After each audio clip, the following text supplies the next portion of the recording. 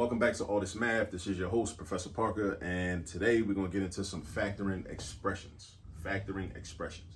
Now, I purposely chose this particular problem to go over right now because this is one of those problems that we could have a lot to say about. We could have an actual discussion because there's different ways you could approach this type of problem when you see something like this, right? Now, typically when you factor, right, and this is how I teach my students. This is how a lot of people teach their students. When you factor, you always look for a greatest common factor first, or a GCF. You look for a GCF first. If there is a GCF, besides the number one, because one is a factor of everything, right? Every expression. But if there is a GCF, you pull that GCF out, and then you go to work that way, and then you see if you can continue to factor in other ways, right? But check this out, though. When I look at this problem, 196n squared minus 144, I notice a couple things. I notice that this is a binomial, right? Meaning it's got two terms. 196n squared is one term. 144, well, negative 144 is another term. So it's got two terms, making this a binomial, right? Also, both terms are perfect squares. 196 is a perfect square because I know that 14 times 14 is equal to 196. So that means 196 is a perfect square. I know n squared is a perfect square because I know that n times n is n squared. I know that 144 is a perfect square because I know that 12 times 12 is 144. So we dealing with perfect squares. So we could use what some people call the DOTS method. DOTS is an acronym. It stands for difference of two squares, right? DOTS method, difference of two squares, right? So we got a couple options. We could try to pull the GCF out first, or we could go straight into the DOTS method. So you got options, and that's that's the beauty of math, is that you're never gonna be locked into just one way. Typically you're never gonna be locked into just one way to do a problem. So let's say I did the DOTS method first. Let's say I went rogue or whatever, right? Let's say I went rogue and I didn't try to pull a GCF out first. Watch what's gonna happen. So I already know that these are both perfect squares. So what I do when I use the DOTS method is I draw two sets of parentheses, right? That's always the first step, right? Two sets of parentheses. I do this.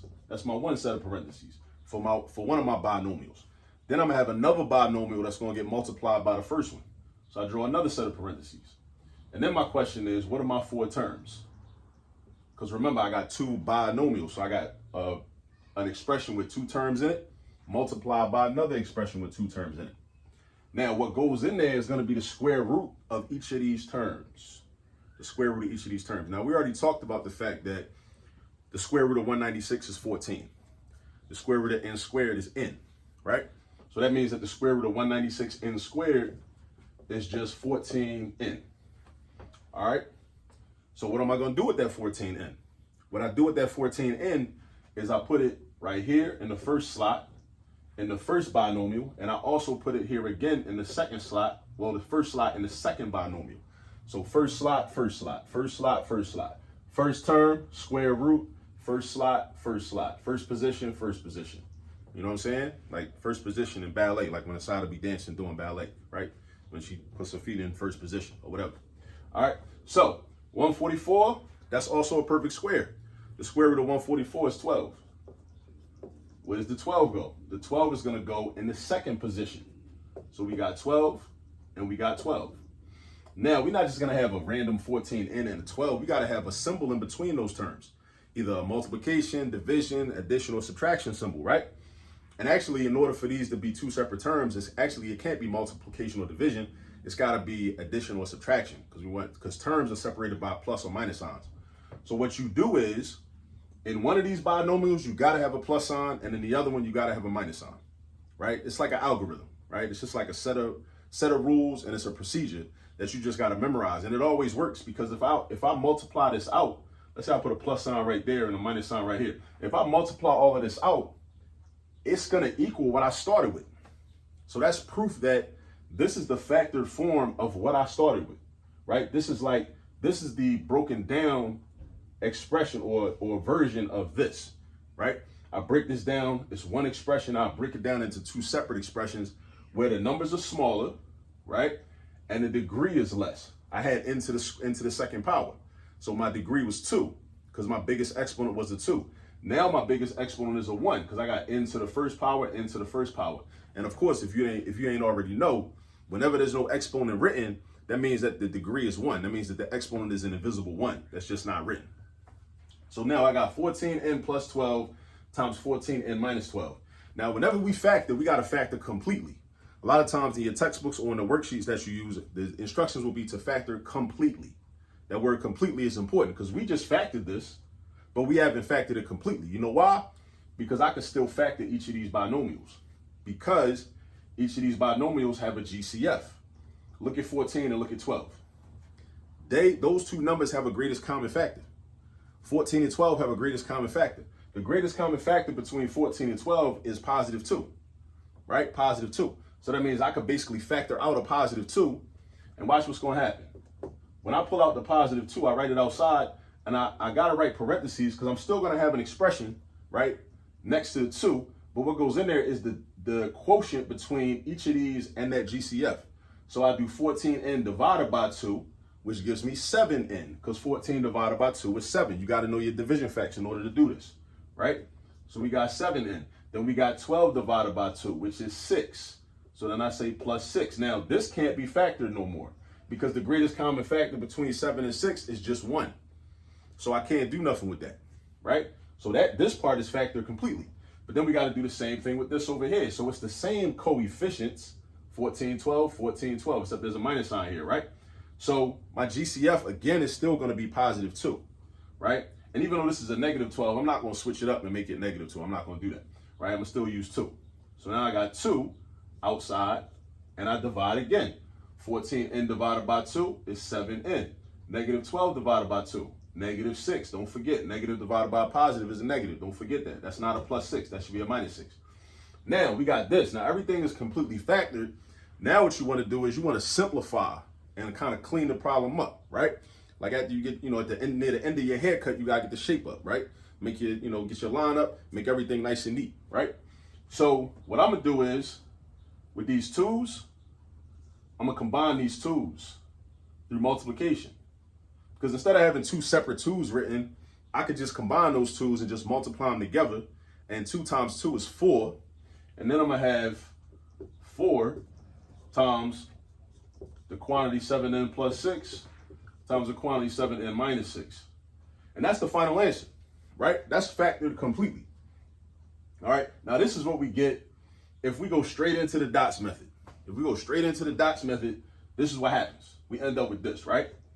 But look at the steps we had to go through. Now, typically or traditionally, you will always try to pull out a GCF first. I tried to be, like I said, different and go straight into the dots method on this problem.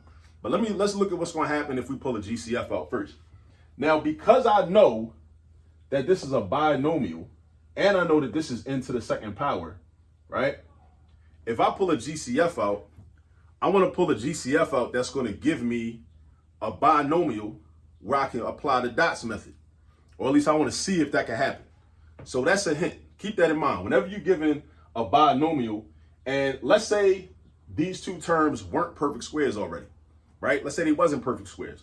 If they wasn't perfect squares, you want to try to find a GCF, right? You want to find the biggest number. But one place to start looking is start thinking about numbers that you could divide each of these by that will give you new coefficients, right? That are perfect squares. Because then you can still use the dots method. Because you use the dots method with binomials, right? When we factor in. Now, sometimes when we got binomials, it could be a sum or difference of cubes, right? But we know it's not that. You know why? Because we got n to the second power. So we know we're not dealing with a sum or a difference of cubes. Cube is to the third power, right? So let's think about this. Like, greatest common factor between 196 and 144. If I do 2, then that's going to make this 72 because 144 divided by 2 is going to give me 72.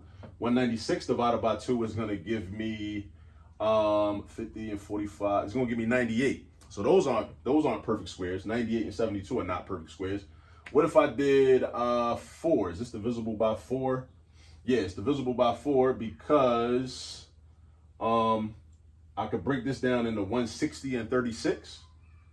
160 divided by 4 is 40. 36 divided by 4 is 9. So that gives me 49. That's a perfect square. Make sure you know your perfect squares by heart. You got to know them by heart, right? Know your perfect squares by heart. 144 divided by 4 is going to give me, let's see, I could break that down into 120 and 24. 120 and 24. 120 plus 24 is 144.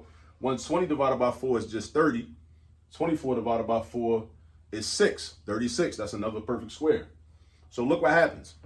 If 4 is my GCF, let's see if 4 is my GCF, right? Now, let's say I pull the 4 out. 4 times, now 196 n squared divided by 4. 196 n squared divided by 4. 196 n squared divided by 4. Now, if you need to, use a calculator for this. If you don't need a calculator, do it mentally. Either way, right? 196 divided by 4, we already said was 49. So I got 49 n squared, right? I bring my minus sign down, right? And then I got 144 divided by 4, right? So now I break that down into 120 and plus 24. 120 plus 24. 120 plus 24. 120 divided by 4 gives me 30. 24 divided by 4 gives me 6. I put the 30 with the 6 together, and I got 36. So 144 divided by 4 is just 36. Now, the way I know that this is the greatest common factor is because 49 and 36 don't have any other common factors. 49 and 36 don't have any other common factors besides the number 1, right? But now I could use the dots method because this is a difference of 2 squares. 49 squared minus 36. The 4 is part of the answer, but it's not part of the dots method. The dots method only applies to that binomial, right? So watch this. I do it just like how I did this up here. Because we're dealing with a difference of 2 squares, I'm going to bring the 4 over, and I'm going to write my 2 binomials. And then I write my slots, and I got 4 positions. 1, 2, 1, 2. First position, second position. First position, second position, just like ballet, right? So now I take the square root of 49 n squared. The square root of 49 is 7. The square root of n squared is n. So this is going to become 7n. And then 36. The square root of 36 is 6. So I take this 7n, I put it in the first position in the first binomial.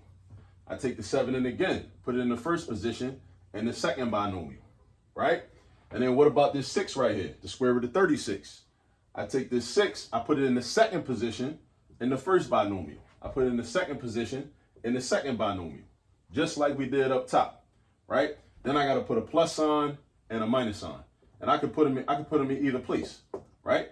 Notice how up here I put the plus sign first and the minus sign second. Well, actually up here, plus sign first, minus sign second. But it don't matter. I want you to understand that too. It don't matter where the plus and minus sign go. As long as you got 1 plus sign and 1 minus sign in your 2 binomials. You got to have 1 plus sign and 1 minus sign in your 2 binomials. I can put the minus sign in the first binomial and then put the plus sign in the second. All I got to remember is I can't have 2 minus signs and I can't have 2 plus signs. Not when we're using the dots method. Not when we're using the dots method. So notice how we got the same answer, right? And because you might say, well, if you're looking at this, you might say, well, that's not the same because up here you got the plus sign first and the minus sign second. You got the minus sign first and the plus sign second down here. It's going to give you the same result because multiplication is commutative, is what we call commutative, meaning the order of the terms, the order of the factors will not change the product. It's not going to change the product. Just like 3 times 2 is going to equal 6.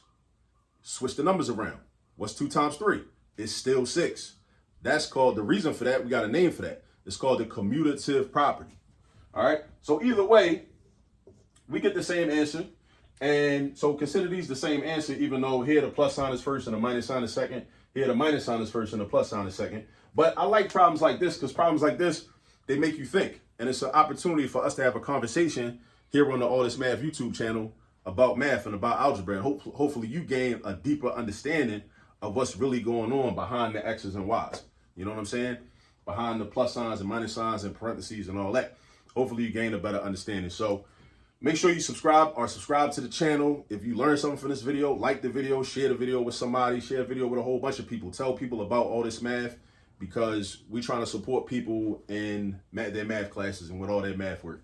So yeah, go get some practice with factoring expressions and I'll see you all in the next video. Peace.